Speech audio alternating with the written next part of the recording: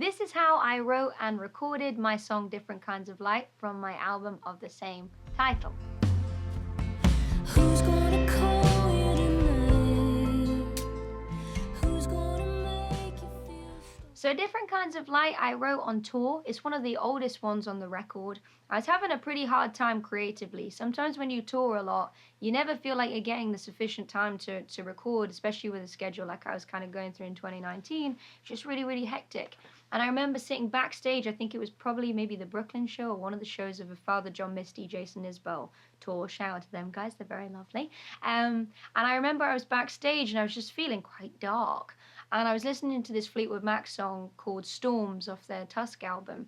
And it was just, that theme was just, it felt like I was in one big storm. It felt like my head was storming, and I was desperately trying to find some clarity. And then it came to me, it was like, I don't want to call you even though I have an hour. We've been surviving, not thriving, honey, living on time that's not ours. And it just sort of happened, and I just loved that concept. And even though it wasn't exactly what I was going through at the time, it was this sort of ode to touring and feeling disconnected, surviving, not thriving, kind of as I said. So I had the song. We ended up finishing it in Japan. We sort of rewrote it where we were, because I didn't get to finish it. I sort of had the first verse and the chorus.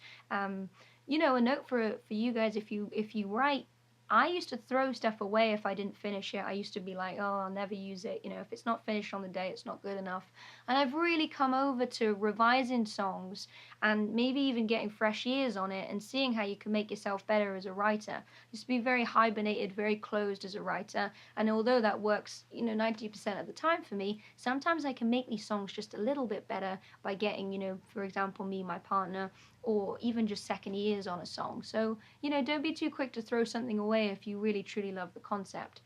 So the most interesting part of producing and recording this was the middle eight for me. Everything else is quite basic. If I go into the chorus, it's just very much in the room. We did it in a basement studio, which is not like my basement. It's a very fancy basement. But it had this really cozy vibe, and the vocal is the same as Houdini. Very, very relaxed, not pushed, almost sometimes bordering on being out of tune, but in a way that I love.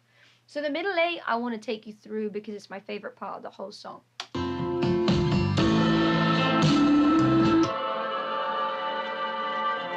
So this is one of my favorite instrumental parts of the whole record.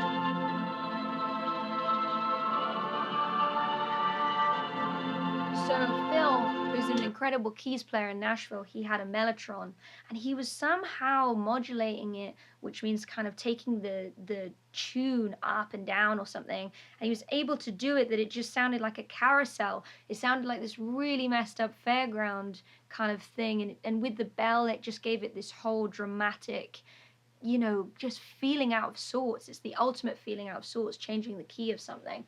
So here we go. Octaves on the piano, and then I made him do that kind of, I was like, I just want a few notes, and he was like, do you want this? Like, trying to play like 3 notes, and I was like, it's perfect. So you're just hearing a mellotron here and the keys, and we overlap them post the song. I really love that. So sometimes I think you can be afraid to do too little, and you end up doing too much. And I think the piano is a perfect example of little, at least for me, being absolutely perfect. If you listen to this piano part, it's so sparse. It's just... And then just like it just gives it that like almost horror movie feel. And then with the really off-kilter mellotron, I love this part so much.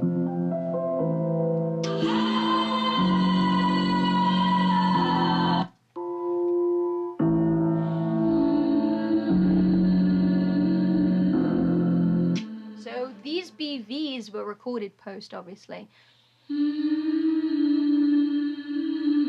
They're really spooky. I just double-tracked that one kind of line.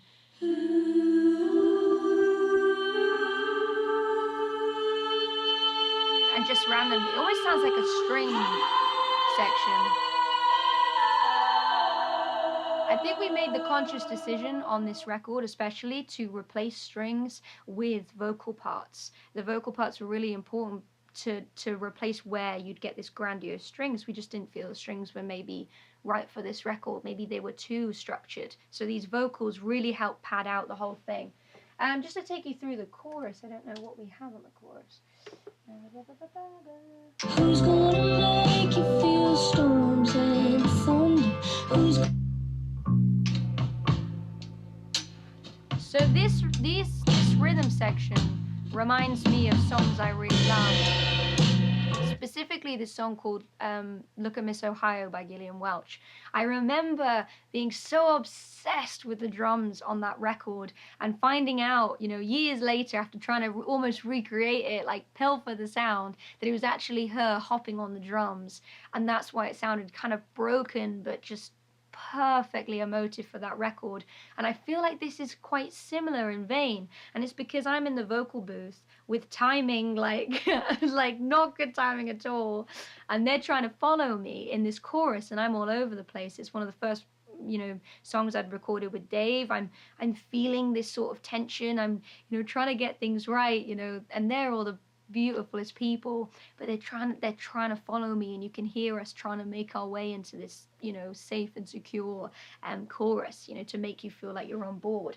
Everything feels almost like walking on stilts on this song, and that's why I think it carries so well.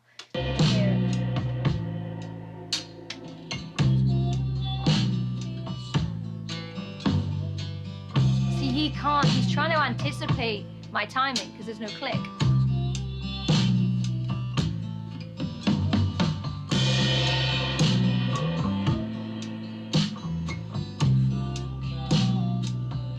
If there's any drummers, happen to be watching this as a guitarist, as a singer, I find the most beautiful music is made when a drummer can follow the songwriter or follow their tempo instead of just being like, such a bandly like, oh, follow me, which in some genres works amazing. But I've always found a drummer like Chris, who's playing on here, totally following me for better or for worse. It just gives it this real emotive draw. You feel like you're on a journey with together, as opposed to just being like drummer, songwriter, which can give it this almost robotic feel or mechanical feel. That's where I think the real roots country kind of blues music that I love sounds a little similar to that. You don't know where you are. There's the center of the rhythm is so sparse. So yeah, that's how I wrote and recorded Different Kinds of Light.